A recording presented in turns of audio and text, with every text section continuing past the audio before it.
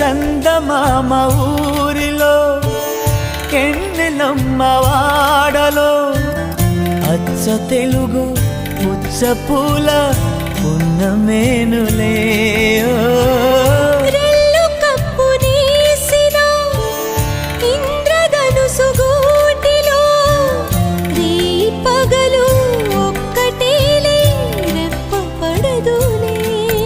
ఈ మబ్బులే మన నేస్తులు ఆ దిక్కులే మన ఆస్తులు చల్లగాలులా పల్లకీలలో సుక్క సుక్కని సుట్టి వద్దమా నిండు నూరేళ్ల సావాసం